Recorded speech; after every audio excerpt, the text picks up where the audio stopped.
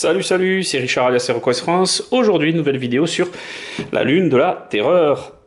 Alors, qu'est-ce que c'est que la Lune de la Terreur? C'est une nouvelle extension d'HeroQuest. Alors, il faut savoir que Hasbro aux États-Unis a décidé de refaire le remaster des 4 premières extensions sorties dans les années 90 d'HeroQuest. Donc on a eu droit au remake de Karakvarn devenu la forteresse de Kellar, du roi sorcier devenu en fait le retour du sorcier, enfin le retour du sorcier devenu le roi sorcier, et puis 2 extensions américaines qui n'étaient pas sorties ni traduites, à savoir The Frozen Horror et The Mage of the Mirror, donc qui sont devenus l'horreur des glaces et puis le Mage du miroir. Il y a eu 2 petites extensions qui n'ont toujours pas été distribuées en Europe en espagnol, en allemand, en français et en italien, qui sont sorties, 2 petites extensions de figurines qui sont pas forcément obligatoires. Et avant de sortir le Mythic Tier en morceaux et puis le remake des 2 extensions européennes, la Horde des Ogres et les Sorciers de Zargon, et HeroQuest fait un virage à 180 degrés et il s'en va donc balancer une nouvelle extension basée sur un nouvel univers. En fait, pas vraiment, vous allez voir, parce que la Lune de la Terreur, cette extension qui a le format des autres, comprend beaucoup de nouveaux éléments, mais pas que. Alors, si on regarde un peu ce qu'il y a à l'intérieur, on comprend vite que il y a des règles qui vont pouvoir être utilisées justement pour les 2 extensions précédentes et même le jeu de base avec les autres. Tout simplement parce que, comme vous le savez, ces extensions n'avaient jamais été testées, ça avait été fait n'importe comment et c'est ressorti quasiment identique à l'identique. Donc, beaucoup de joueurs se plaignaient que c'était impossible de faire ces extensions parce qu'il y avait vraiment trop de difficultés, etc. etc. Donc, vous allez voir, subtilement, Hasbro a fait des mises à jour d'HeroQuest, tout simplement. Alors, ce qu'on trouve déjà dans la boîte, c'est toujours l'appli du compagnon, donc le petit flyer de la pub. Voilà, pour ceux qui veulent jouer avec l'application. Moi, je trouve que c'est hyper lourd, mais bon. Après, si vous avez mauvais caractère, si vous habitez au bout du monde et si vous avez pas d'amis parce que vous êtes antipathique, vous avez toujours la possibilité d'utiliser une application. Bon, soit. Le livret normalement est dans le petit sachet, mais bon là je l'ai enlevé tout à l'heure pour vérifier que tous les éléments soient là. Donc on va y retrouver beaucoup de choses. Donc vous allez y retrouver les nouvelles cartes d'équipement. Vous allez retrouver l'ensemble du contenu, donc du mobilier que vous allez pouvoir intervertir ou utiliser dans cette extension. Intervertir avec les extensions précédentes, bien entendu. Vous allez trouver des statues, des trappes, donc avec un nouveau design, des petits jetons de talisman lunaire, des jetons de déguisement pour certaines missions, les portes d'entrée et de sortie, le bureau d'ensorceleur, on va y revenir. Le refuge, donc qui peut désormais permettre aux héros de se reposer, récupérer des points de vie, d'esprit, de fabriquer des potions. Le Show Trap, un piège que vous allez pouvoir poser et qui va bloquer le mouvement des monstres. Les jetons de réputation, inspirés un petit peu de Advanced HeroQuest, qu'on retrouve aussi dans ce quest, dont il y aura bientôt une vidéo, vu que la promo intensive de ce nouveau Donjon Crawl approche à grands pas maintenant. Vous avez une nouvelle pièce cartonnée, donc la place, qui en fait est une place où vous allez avoir des monstres qui seront inactifs, voilà, vis-à-vis des héros qui seront déguisés. Ça s'explique, on va dire, par certaines aventures. Vous avez les étrangers qui fuient dès qu'il y a un combat. Bombe funigène, qui est un équipement en fait qui va vous permettre de paralyser certains monstres. On va y revenir. Toujours pareil, commencer, terminer une quête. Les archi-elfes, donc qui sont des monstres de Zargon.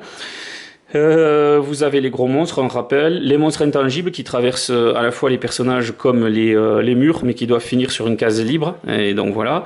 Les sorts de la terreur, donc les nouveaux, on vous explique un petit peu tout ça. Le refuge, on vous décrit un petit peu le lieu du refuge, donc on regrettera que dans le livret français, on continue d'avoir des termes anglais, comme deck. Oui, dans le milieu du jeu, on dit donne-moi le deck de cartes, mais ça s'appelle un paquet de cartes en français, et ça c'est vraiment dommage que ce type d'expression se balade comme ça. Pour on va dire les fans de Games Workshop, il n'y a rien de choquant parce que ils ont l'habitude de voir des termes anglais envahir les livrets d'instructions, d'aventures, les règles, etc. de jeu, mais c'est quand même quelque chose que je note et qui ne me plaît absolument pas. Les cartes d'artefacts supplémentaires supplémentaires, donc vous avez un petit résumé avec les parchemins bien sûr, les cartes de trésor, les fameux jetons de réputation. On vous explique pour engager des mercenaires, donc puisque bon, maintenant on peut engager des mercenaires elfes, on va y revenir. On vous rappelle une nouvelle règle là, le combat à main nue, donc un héros sans armes lance un seul dé d'attaque et 2 dés de défense. Le déguisement, les règles spécifiques au déguisement. La carte alchimie, donc toutes les cartes alchimie en fait que vous allez avoir à votre disposition sont des cartes qui représentent donc des potions que vous allez fabriquer. Soit vous les obtenez directement dans, on va dire dans les aventures sur des fournitures magiques entre guillemets, hein, donc des armoires, etc. Et puis bon, ben vous avez aussi la possibilité de les fabriquer. On y reviendra. Créer des potions, donc c'est justement ça. Donc il vous faudra un kit pour créer justement des potions. Seul l'enchanteur peut créer des potions sans avoir le kit. Et lui il a l'habitude, hein, donc voilà, il sait exactement. Il vous faut des kits réactifs pour fabriquer certaines potions. Vous avez des potions aléatoires aussi, donc c'est assez marrant de subir les effets de ces potions. On vous explique toujours pareil que boire une potion ce n'est pas une action. On vous rappelle que lorsque vous avez 0 point de vie à tout moment, même pendant le tour du maître de jeu, vous pouvez boire une potion si vous en disposez, enfin si vous disposez d'une, et vous remontez à un point de vie. Donc voilà. On vous rappellera aussi concernant l'esprit que les créatures qui sont à 0 point d'esprit comme les morts vivants en principe ne peuvent pas être atteintes par la magie. Voilà, donc ça c'est bien expliqué aussi. Des petites précisions comme ça qui sont bien sympathiques pour le jeu de base. Et donc vous avez ensuite le tableau des mercenaires avec leurs statistiques, comment les engager, le message de mentor, et puis une petite dizaine de quêtes.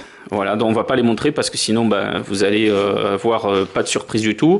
À la fin, comme d'habitude, la conclusion, vous avez le résumé donc des trésors et artefacts. Vous avez le résumé des nouveaux monstres qui sont inclus dans cette extension et des petits blablabla là qui sont assez intéressants, le plan de quête et bien sûr les icônes de tous les nouveaux éléments pour fabriquer vos propres aventures. On y retrouve donc la fameuse planche de jetons. Donc vous avez la nouvelle salle, donc ce jardin extérieur. Derrière, c'est le fameux refuge, donc où les héros vont pouvoir venir se reposer, récupérer des points d'esprit, de vie et fabriquer des potions sur l'établi. Sur les établis, enfin voilà. Vous avez vos jetons de renommée, de réputation en fait. Vous avez les choses trappes qui sont les pièges, les miroirs magiques qui se clipsent toujours dans des bases à l'ancienne. Vous avez des jetons de potions fumigènes, etc. Les jetons lunaires, des jetons qui sont utilisés pour certaines missions. Les fameux personnages non joueurs, on aurait aimé des figurines, mais malheureusement, elles ne sont pas rajoutées. C'est un peu dommage. Bref, quelques nouveaux éléments. Alors, justement, pour parler des éléments, on y va. Donc, on a toujours pareil, les portes d'entrée, portes de sortie, donc avec un nouveau design, une nouvelle sculpture. Celle-ci rappelle étrangement la gueule de l'horreur des glaces. Bon, là, il y a une jolie porte elfique. Vous retrouvez, alors attention, un thermoformage coin, ça je vous le dis, donc si vous peignez vos éléments, laissez tomber, il faut balancer le thermoformage. C'est toujours pareil avec Hasbro, un coup ça marche, un coup ça marche pas. Donc là vous avez les meubles. Voilà, donc toujours à tendance elfique avec les jolies tables. Il y a des petites sculptures, c'est plus joli en tout cas que le matériel de base. Et vous avez, alors on va y arriver, vous voyez déjà pour galérer pour le remettre, bon ben voilà, je peux pas le remettre, donc bon, oui c'était comme ça, désolé. Vous avez donc des figurines de cultistes, voilà, ici. Il rappelle énormément ceux de Cthulhu, hein, donc il n'y a pas vraiment d'imagination sur cette figurine-là, c'est un peu dommage. Vous avez donc les figurines de monstres, d'ennemis, donc ici ce sont les elfes avec des épées, une petite menace, on va dire, dans les couloirs et salles des prochaines aventures, ainsi que les archers elfes. Voilà, donc les archers elfes qui sont quand même des figurines qui peuvent vous attaquer à distance. Elles font très mal, mais quand vous êtes à côté, elles sont vraiment nulles. Vous avez aussi ces figurines-là qui peuvent attaquer en diagonale, donc il va falloir faire très très attention. Elles sont armées d'une espèce de dague avec une chaîne avec un contrepoids. Donc attention, attention pour vos héros. Le paquet de cartes, donc on va y revenir tout à l'heure. Et on va regarder quand même le deuxième insert. Dans le deuxième insert, vous avez des statues. Hop et hop, donc de belles statues. Enfin, des éléments intéressants que vous allez pouvoir placer dans vos quêtes. Vous avez le boss final.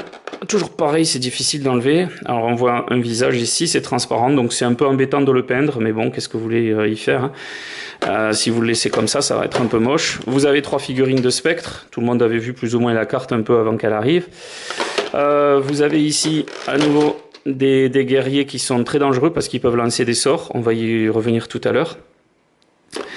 Une tombe. Alors attention, elle est transparente pour le fond, donc c'est sympathique, c'est joli, c'est esthétique, mais quand vous allez le peindre, ça se verra plus. Donc c'est un peu dommage. Vous avez vos mercenaires que vous pouvez engager ici, donc un avec une hallebarde qui peut attaquer en diagonale. Ici vous avez un personnage qui fait guise, on dirait un chevalier avec un bouclier. Vous allez voir qu'il a des caractéristiques particulières, on va y revenir. Un autre personnage qui attaque avec 2 haches et un autre qui attaque avec une arbalète et un petit couteau. Voilà, donc ça ce sont des personnages que vous allez pouvoir engager. Vous avez enfin un autre établi d'alchimiste, etc., sur lequel vous allez aussi pouvoir fabriquer vos potions et qui sert aussi de, un peu comme le jeu de base, vous avez un autre pupitre de sorcier, en gros, hein, voilà. Donc c'est sympa parce qu'il y a quand même pas mal de gravures, c'est un peu plus beau que tout ce qui s'était fait jusqu'à présent. Donc on va revenir sur les cartes justement. Donc vous voyez, il y a certains éléments qui tombent facilement du thermoformage, tandis que les autres restent complètement bloqués. Ça c'est vraiment embêtant parce que si vous peignez, c'est toujours pareil. Donc la figurine du chevalier qu'on n'a pas montré, là voici. Il a sa carte, hein, vous êtes le chevalier. Donc le chevalier, déplacement, arme de départ et son armure de départ, bouclier et épée courte. Voilà, bon, on va pas tergiverser très longtemps sur un personnage en plus. Il a quand même 3 capacités spécifiques. Donc il a le provocation en duel lorsqu'il y a un monstre errant, c'est lui qui sera ciblé. Il a la vaillance qui lui permet de se relever lorsque ses points sont arrivés à 0, mais il faut être équipé d'un bouclier. Et il a le bouclier interposé qui permet d'absorber en fait les dégâts d'un héros qui vous est adjacent. Donc c'est quand même pas mal. Alors il y a marqué à côté de vous, mais c'est adjacent. Il faut bien comprendre que c'est adjacent. Ensuite, vous avez les cartes des mercenaires. Donc ces 4 personnages que je vous ai montrés qui sont de couleur mauve. L'assaillant, le fauchard, l'arbalétrier et l'éclaireur. Lui peut désarmer l'éclaireur, les pièges, comme avant, hein, comme dans les sorciers de Zargon. Il est aussi habile en fait qu'un nain. Donc bon. Vous avez l'arbalétrier qui attaque à distance. Donc c'est quand même sympathique de pouvoir attaquer. Attention si vous l'attaquez au corps à corps. Là il se défend avec 3 dés. Donc du coup, si vous êtes maître de jeu, faites attention à l'arbalétrier parce qu'il est très fort à l'attaque, autant à distance que au corps à corps. Le fauchard, lui, attaque en diagonale avec son énorme hallebarde. On aurait aimé que les dégâts se répartissent sur tout l'ensemble des cases, enfin sur l'ensemble des cases qui l'entourent, c'est dommage. Et l'assaillant, donc, voilà, c'est assaillant, il a 5 cases de déplacement, 4 dés d'attaque. Et 5 de défense. Voilà, donc ça c'est des aides que vous pouvez avoir. On va retrouver donc les cartes de monstres comme à l'habitude. Donc voilà, les cartes de monstres sont ici. Vous avez l'esprit de la terreur, donc qui possède plusieurs sortilèges, qui est le méga boss. Les spectres qui traversent votre case, donc voilà. Les gardes de Magus ou Magus, vous voyez comme vous voulez le prononcer. Pareil, ils ont des sortilèges aussi, donc faites attention. Les guerriers elfes, assassins. Alors, donc ensuite vous avez donc les guerriers elfes classiques. Ok, ça change pas trop, hein, c'est une figurine avec des statistiques basiques. L'assassin qui lui peut attaquer en diagonale, à l'image donc du mercenaire. Le cultiste de la terreur qui lui aussi peut lancer des sorts. Et l'archi-elfe qui, pareil, donc peut attaquer 4 dés à distance et un seul au corps à corps. Voilà, donc ça, il faut faire attention. Vous avez de nouvelles cartes trésors. Donc dans ces nouvelles cartes trésors, vous allez retrouver du poison, donc parce que dans HeroQuest, vous êtes toujours très très bête, vous récupérez des fioles, vous savez pas ce qu'il y a dedans, mais vous allez les voir. Voilà, faudrait-il être fou, donc forcément les effets du poison peuvent être pas trop bons, donc vous allez perdre un point de vie, d'esprit, pardon, et c'est un peu dommage quoi que ce truc ne soit pas arrangé. Voilà, vous verrez dans un autre jeu où effectivement les potions, soit vous les buvez, soit vous les faites identifier. Justement, on parlait d'ingrédients non identifiés, donc vous allez trouver aussi des ingrédients de temps en temps dans les trésors qui vont vous permettre de fabriquer des potions. Ce sont des réactifs. Donc il y a la plante sacrée également qui permet aussi, pareil, d'utiliser cette herbe médicinale, donc soit à tout moment pour gagner un point d'esprit perdu, ou à le réutiliser comme un réactif pour faire des potions. Et pareil pour la fleur, donc c'est soit un réactif pour créer des potions, soit à tout moment pour gagner un point de vie perdu. Donc vous avez 2 cartes. Ensuite, donc on arrive sur les sortilèges de la terreur, donc 3 nouveaux sortilèges de la terreur. Les lueurs de la terreur, vous ciblez un héros et le pauvre, tous les monstres qui l'entourent vont pouvoir lancer un dé d'attaque supplémentaire. Bon, bien sûr, on peut faire rompre ce sort, heureusement, en lançant un dé rouge, et si on obtient 5 ou 6, le sort est brisé. L'évocation de spectres, pas besoin de vous expliquer, on lance un dé, on voit combien de spectres arrivent, donc pour avoir un peu de renfort. Et le flux de la terreur, donc soit 1, 2, 3, le héros résiste au sort, soit il perd un point de vie, soit il perd 2 points de vie. Donc bon, c'est quand même des sortilèges qui viennent compléter la gamme du maître de jeu. Nouveaux équipements, vous allez voir que vous allez être un peu surpris, vous allez retrouver le casque. Ouais, il y a encore un casque, donc on vous dit que vous avez un dé supplémentaire, donc voilà, toujours pas pour l'enchanteur. Le grand retour de la hachette, qui avait disparu, qui était dans la seconde édition d'HeroQuest en 1990. Donc voilà, si vous la lancez, elle est perdue. La bombe fumigène qui va faire passer le tour à un héros, à un monstre, pardon, quand vous le ciblez. Le kit de réactif qui vous permet de créer des potions à tout moment sur un établi d'alchimiste ou dans le repère. Et puis le chose trap, donc un piège que vous allez pouvoir poser et qui va entraver le déplacement si le monstre obtient tout autre résultat qu'un bouclier blanc. Donc en gros, c'est quand même pas mal, ça permet de ralentir un peu les monstres. Après, vous avez des nouveaux artefacts, donc des parchemins de sorts à travers la pierre et vifs comme le vent.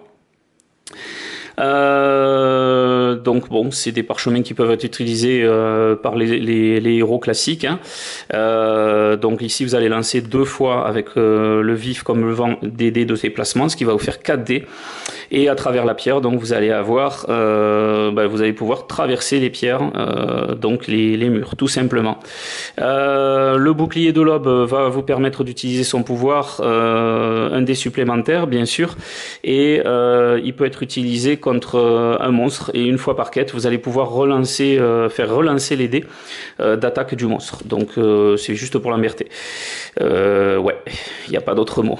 Voilà, parce que le maître de jeu, déjà, il n'en avait pas assez des monstres qui s'appellent des héros, qui lui foncent dessus, qui défouraillent tout. Là, il va vous forcer ce talisman à faire relancer les dés de votre monstre qui va se faire massacrer. Cendre du Phénix, vous allez ressusciter en fait un personnage à 1 point de vie. Donc voilà, attention, si vous l'utilisez, vous lancez aussi un dé rouge. Et si vous faites 5 ou 6, l'artefact est perdu. Donc il peut perdurer comme il peut être, on va dire, réduit à néant dès la première utilisation. Les écailles et les tornes, donc c'est une armure qui peut être utilisée par l'enchanteur, donc c'est quand même pas mal. Et quand vous tentez de résister aux effets d'un sort de la terreur, vous portez cette armure, vous lancez un dé supplémentaire. Donc c'est quand même sympathique. Il peut être donc porté par l'enchanteur. Au moins vous pouvez un peu booster votre enchanteur. La cape des ombres, donc ça c'est quand même pas mal. Elle vous permet d'être intangible. Vous passez à travers les murs et vous déplacez comme en fait si les sorts de la pierre et à travers les voiles de brume avaient été lancés. Donc vous traversez toutes les cases occupées et les murs. Et puis vous pouvez utiliser ce pouvoir malheureusement qu'une seule fois par quête, pardon. Et les serres du corbeau, donc c'est une petite arme qui vous permet de lancer 2 dés d'attaque et relancer un dé d'attaque qui affiche un bouclier noir. Donc c'est pas mauvais, mais c'est quand même pas mal. Donc pour l'enchanteur, en tout cas, c'est mieux que de lancer un dé avec son gourdin. Ensuite, vous allez retrouver les cartes alchimie. Donc les cartes alchimie, vous avez beaucoup de noms qui vont ressurgir du passé. La potion d'héroïsme, le grog d'ogre, le potion de combat, potion de rage de combat, de défense, de dextérité, de peau de glace, de magie, de guérison mineure, de guérison, de force des glaces, résistance à la magie, potion de souvenir, de rétablissement, de vitesse, regardez les illustrations, potion de force, potion de restauration suprême, supérieure, potion de destin imprévisible, de vision et de célérité. Donc en gros, tout ça, vous allez aussi pouvoir l'utiliser, je vous le conseille, pour faire les deux extensions précédentes, à savoir l'horreur des glaces et le match du miroir, parce que, comme je vous ai expliqué, elles n'avaient pas été testées, elles l'ont jamais été d'ailleurs. Et c'est tellement difficile que si vous utilisez les points de renommée plus ce système de tiens, je trouve un établi d'alchimiste et puis j'ai le droit de faire des potions, j'ai un repère que vous pouvez mettre à disposition entre deux quêtes plutôt que de le trouver dans les missions du livret, et bien là effectivement ça devient plus intéressant de jouer à HeroQuest et vous complexifiez en fait un petit peu plus le jeu. Voilà, donc pour cette extension c'est fini. Et j'espère que la vidéo vous a plu. La prochaine fois, ce sera une vidéo sur TheQuest qui va pas tarder à débarquer après 9 ans et demi de développement. Enfin, on va pouvoir vous présenter le jeu, la communication va s'intensifier énormément. Et pour le moment, ben, vous pouvez vous éclater avec cette nouvelle extension donc d'HeroQuest qui va, comme je vous disais, vraiment augmenter l'intérêt de vos parties. Voilà, voilà. J'espère que ça vous a plu et puis on se retrouve bientôt donc pour une vidéo sur TheQuest.